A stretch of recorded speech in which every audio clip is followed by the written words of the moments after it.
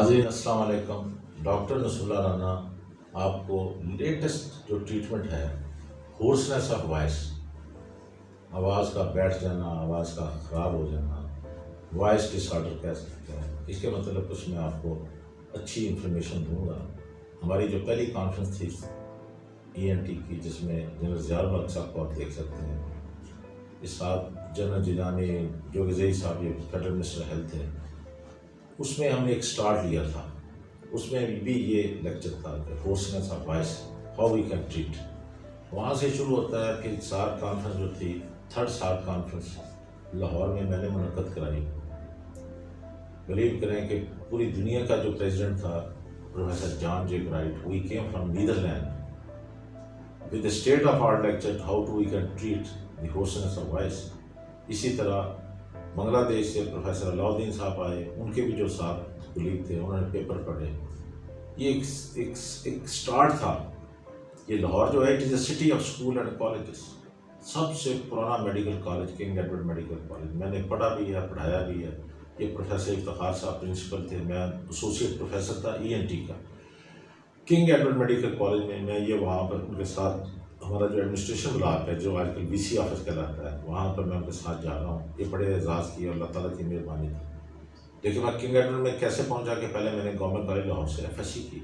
बड़ा मुश्किल एडमिशन होता था, कोई ये कमर्शियल सीटें कोई नहीं होती थी, ना कोई ये है वो है, प्योरली मेरिट की तरह। जैसे एक सिविल सर्विसेज अकेडमी है, वहाँ पर बच्चा CSS का कंपटीशन एग्ज़ाम देता है, वो बच्चे सेलेक्ट होते चले जाते हैं।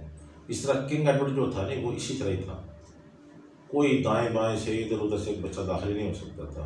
मेरिट है, मेरिट पे आ गया। However he got admission due to the उसी blessing from government college Lahore, जो भी एक खुद एशिया का एक इंस्टीट्यूशन।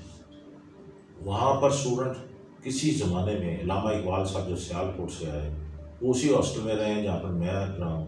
तो उसका नाम उन्होंने पहले क्वाड्रेंगल था, वो उन्होंने इकबाल हॉस्टल कर दिया। वहीं से डॉक्टर अब्दुल सलाम जिन्होंने नोबेल प्राइज़ लिया, वहीं से I did my FSC, entered into king Edward, पढ़ा। फिर उसके बाद पूरी दुनिया का किस किस मुल्क में गए हैं, ये we have struggled a lot. सबसे बड़ी बात है कि होर्सनेस ऑफ वॉइस के लिए जो हमारी कॉन्फ्रेंस थी वाशिंगटन DC में, उसके ऊपर मैक्सिमम उन्होंने पेपर पढ़े कि आवाज़ की खराबी की सबसे पहले तशखीस की क्यों है। सिंपल एक एग्जामिनेशन होता है, मुंह खोल के चेक करते हैं, वोकल कॉर्ड अगर मुतवर्रम है, सोजिश है, तो उसकी ट्रीटमेंट है।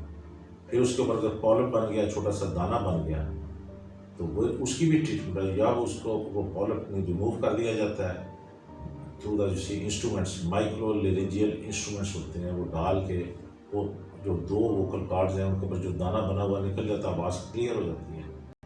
या इवन लेज़र से, लेज़र की वो बीम डालते हैं तो वो धुआं बन के उड़ जाती है। मरीज आता है आवाज़ खराबी के साथ बिल्कुल ठीक हो जाता है। मेरे पास मैडम नूरजहां आती थी, जो पाकिस्तान की और इंडिया की सबसे फेमस सिंगर थी।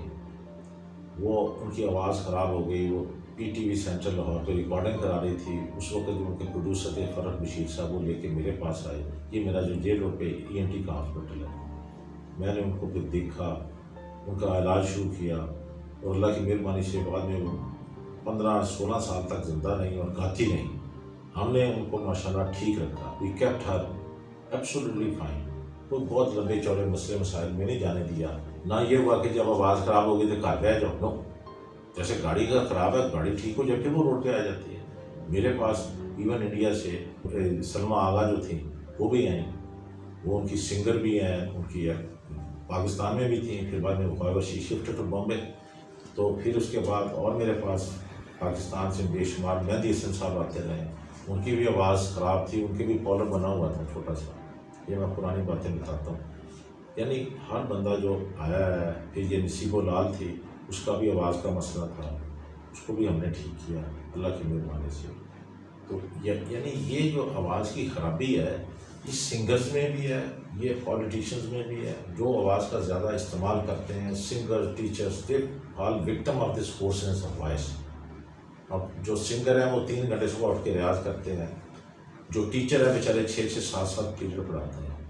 तो आवाज़ की खराबी को आम नहीं लेना चाहिए। बाज़ मर्दों में, ये मेरा फ़र्ज़ है बताना, औरतों में ब्रेस्ट का कैंसर आम है, मर्दों में गले की घंटी का कैंसर आम है। उसका पहला सिम्टम कैंसर की अलामत ये होती है कि आवाज़ बैठ जाती है। अगर कोर्स का लिखा हुआ है हमारी टेक्स्ट बुक्स में, जो हम मेडिकल स्टूडेंट को पढ़ाते हैं, खुद पढ़ी भी हैं। If the hoarseness of voice persist for longer time then go for investigation. उसका प्रॉपर एक ENT का डॉक्टर चेक करे, देखे तो उसके ऊपर दाना तो नहीं बन गया हुआ, फिर दाना निकालना पड़ता है। निकाल के इसके लिए फिर ख़ास तौर पर हमारा जो ये न्यूयॉर्क की कॉन्फ्रेंस थी हमारी, वर्ल्ड ENT कॉन्फ्रेंस, वहाँ भी और मिस्र 2 जगह पे वर्ल्ड ENT कॉन्फ्रेंस में मेन रखा ही उन्होंने था, क्योंकि गले का कैंसर बहुत, ये एक बहुत बड़ा, मैं मेयो हॉस्पिटल में मैंने काम किया, मरीज आते थे जी आवाज़ ख़राब है जी, 2 महीने थे जी आवाज़ें बह गई, वो देखना उनके इतनी बड़ी बड़ी ग्रोथ बनी होती थी गले में। फिर यहाँ से ये ट्रिकिया जो है, इसमें ट्रिकियास में ट्यूब मैं लगाता था, मैंने एक दिन में 3 भी ऑपरेशन किए हैं मेयो हॉस्पिटल में। वो ट्यूब लगा दी, उनका सांस ईजी, क्योंकि आवाज़ की खराबी के साथ साथ वो ऊपर से इतना वोकल कार्ड के ऊपर वो बन जाता है टिशू कि सांस ही डिफ़िकल्ट हो जाता है। फिर अल्टरनेट हम ये एक ज़रिया बनाते हैं यहाँ से सुराख करके ट्रिकियास में ट्यूब, जिसको आम ज़बान कहते हैं जी, वो जी सीटी लग गई, वो खल लगा के फिर करके वो एक लंबा सिलसिला है। अल्लाह ताला उसे, उसके लिए सिगरेट के से मैं मना करूँगा, पान से मैं मना करूँगा, ये जो फजूलियात चीज़ें हैं, इससे ये भी एक बड़ी वजह है कि वो गले का जो कैंसर है। अमूमन मेरा जो तजर्बा था उन्हीं में था जो स्मोकर थे, नॉन स्मोकर कोई आता था, बल्कि it's very common cancer in the male. Female में ब्रेस्ट कैंसर, ये मेरा एक तजर्बा है अपना मेयो हॉस्पिटल का।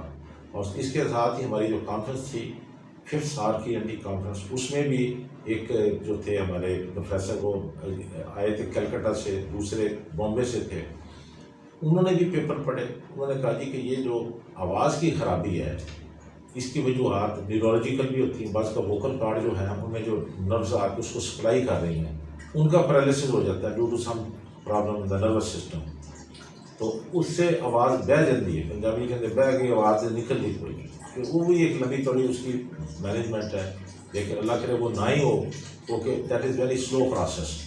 तो ये अगर फॉलोअप है, अगर ग्रोथ है, सोजश है, उसको हम सर्जिकली मरीज़ को ठीक कर लेते हैं। हमारी जो कॉन्फ्रेंस जो टर्की में थी, उसमें भी उन्होंने कहा था कि होर्सनेस ऑफ वॉइस को मरीज़ जैसे आए तो उसको प्रॉपर इन्वेस्टिगेट करें, उसकी इंडायरेक्ट लिंगोस्कोपिक रिसीवर कर लें, डाल के वो मिरर अंदर से कुछ नज़र आ जाएगा। ज़रूरत हो तो उस मरीज़ को फुल बेहोश करते थे। उनका जब लेरिंगोस्कोपी की तो अंदर इतना सा एक तरफ दाना, बाज़ का दोनों तरफ दाना, बाज़ का वो मैच ही इतना बड़ा होता था, सांस लेना दुश्वारी होता था। फिर उसने prior to that laryngoscopy we used to do the tracheostomy, यहाँ से करके उसके लगा देनी ताकि वो जिंदा तो रहने, जैसे उसकी सांस खुलता था वो नॉर्मल हो जाता था। ये मतलब एक मेडिकल की अब काफ़ी सारी लंबी चौड़ी बातें हैं। और सबसे बड़ी ज़रूरी बात जो मैं इसके ऊपर बताना चाहता हूँ, हमारी 3rd साल की ENT कॉन्फ्रेंस पाकिस्तान में मेगा इवेंट मैंने खुद करवाया, लाहौर में PC होटल में हुआ था। हमारा वर्ल्ड प्रेसिडेंट, पूरी दुनिया की नुमाइंदगी थी उसमें। वो कहते हाथी के पाँव में सबका पाँव, वर्ल्ड प्रेसिडेंट आ गया हमारा ENT का, मतलब सारे आ गए। फिर साल का जो प्रेसिडेंट है वो प्रोफेसर अलाउद्दीन साहब, वो आ गए ढाका से 40 बंदों को लेके। ये तो मेला लग गया, इतने अच्छे डॉक्टर कहाँ से कितों आने चाहिए। पहले तो हमारे ENT स्पेशलिस्ट की पोस्टिंग कोई नहीं होती थी डिस्ट्रिक्ट लेवल पे, चंद एक लोग थे बड़े बड़े शहरों में प्रोविंशियल हेडक्वार्टर्स पे बैठे हुए। तो बात यह है कि एक अच्छा काम शुरू किया। अब मैं आई एम फीलिंग हैप्पी कि हमारे पाकिस्तान में अब फैसिलिटीज़ हैं, हमारे पास ऐसी चीज़ें हैं जिससे आवाज़ की खराबी को हम ठीक कर सकते हैं। लेज़र के साथ कर सकते हैं, माइक्रो लेरिंजियल सर्जरी के साथ हम लेरिंग्स में से वो जो ग्रोथ है, एपिलूमास या छोटे छोटे बने होते हैं, उनको रिमूव करके पेशेंट की क्वालिटी ऑफ लाइफ को बेहतर कर देते हैं। इसी वजह से 3rd साल की ENT कॉन्फ्रेंस में मुझे उन्होंने गोल्ड मेडल दी। और इसके साथ ही हमें फिर बाद में गवर्नर हाउस में गया हूँ, हमें वो खालिद मखलूद साहब ने डिनर दिया, तमाम डेलीगेट्स को, हर बंदे को खुद पर्सनली रिसीव किया। उन्होंने कहा कि शुक्र है कि पाकिस्तान में एक अच्छी एक्टिविटी का आगाज़ हुआ है, और इतनी देर बाद ये 2 मतलब पाकिस्तान 47 में बन गया था। Aahista Aahista we are developing, and अल्लाह ताला की मेहरबानी से मेडिकल के शोबे में काफ़ी डेवलपमेंट हुई है। Thank you.